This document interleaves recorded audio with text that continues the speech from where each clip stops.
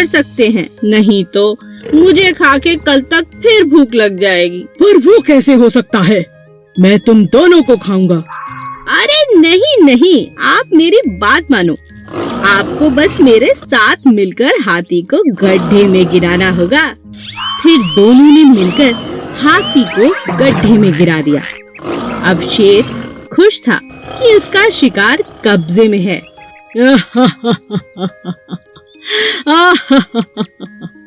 अब तुम इधर आओ चालाक लोमड़ी, खुद को बहुत चालाक समझती हो। अपने प्रिय दोस्त हाथी को भी मेरे लिए धोखा दे दिया। ऐसा कहकर शेर ने लोमड़ी को अपने पंजों में पकड़ लिया और उसे खा गया, जो दगाबाज थी। एक गांव में एक किसान रहता था जो बहुत ही दयालु था। गांव के पास ही एक घना जंगल था जहां बहुत सारे जंगली जानवर रहते थे।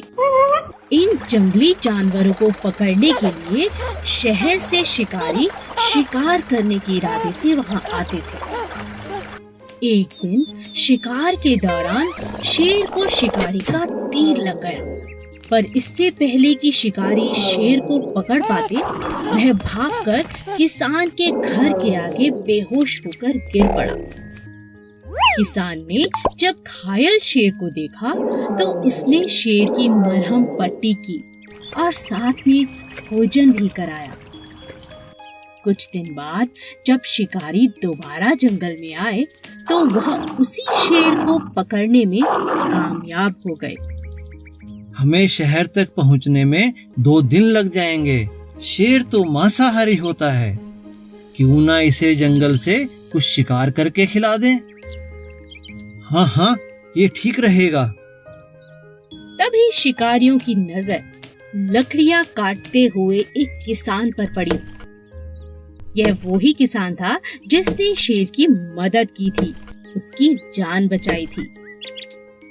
शिकारी ने जबरदस्ती किसान को पकड़ा और शेर के पिंजरे में डाल दिया। सुनो शेर, अब यही तुम्हारा भोजन है, इसे खाओ।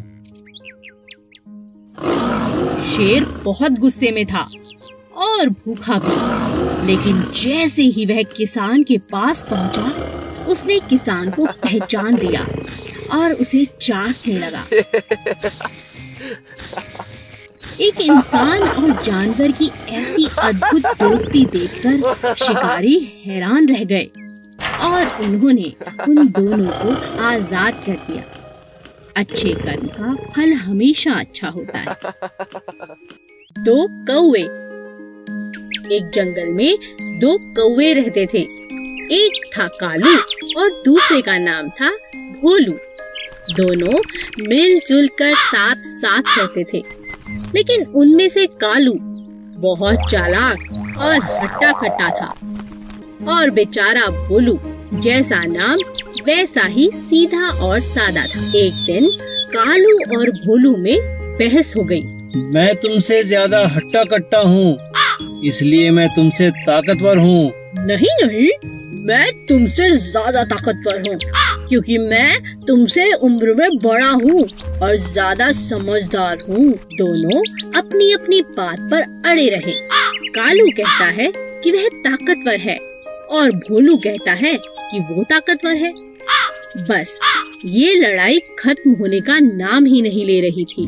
तब दोनों अपने बीच में प्रतियोगिता रखते हैं। जो भी अपनी चोंच में एक थैली में कुछ भरकर जितना ज्यादा ऊपर उड़ेगा वो ही ताकतवर होगा। कालू बहुत चालाक था। उसने अपने थैले में रुई की गेंदें भर दी, लेकिन भोलू के थैले में नमक भर दिया, जिस बात का भोलू को पता ही नहीं चला। अब दोनों ने उड़ान भरनी शुरू की।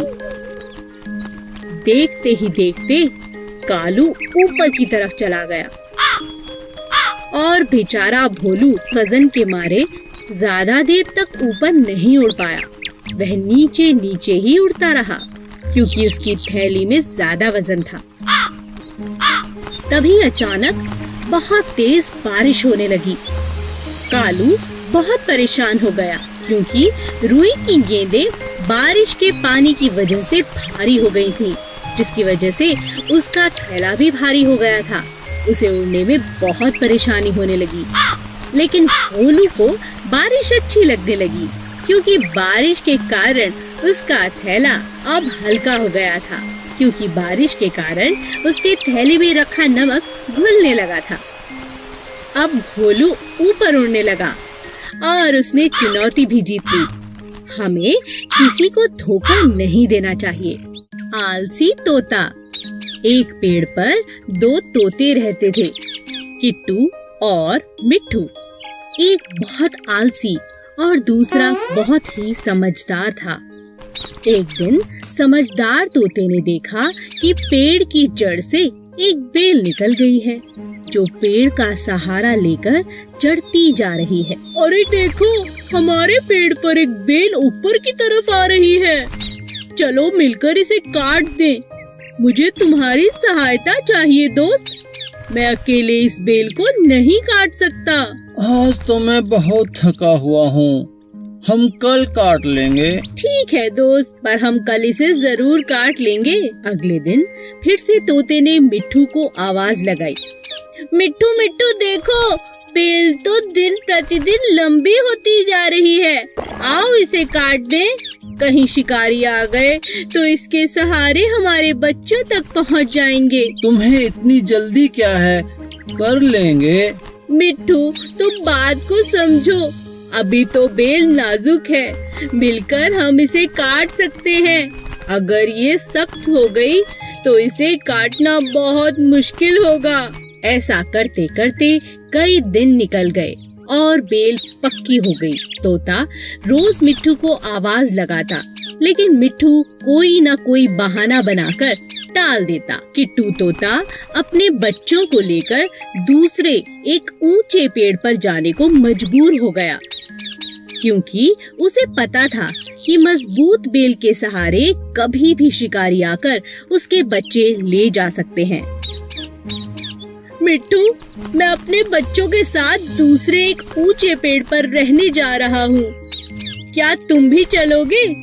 यहाँ रहना सुरक्षित नहीं है। मिट्ठू तोता आलसी होने की वजह से हर काम कल पर टालता रहा। इसी तरह एक दिन जब शिकारियों की नजर मिट्ठू के बच्चों पर पड़ी, तो उन्होंने मजबूत बेल पर चढ़कर मिट्ठू के बच्चों को उठा लिया। अंत में मिट्ठू को अपने आलसीपन के कारण बहुत पछताना पड़ा।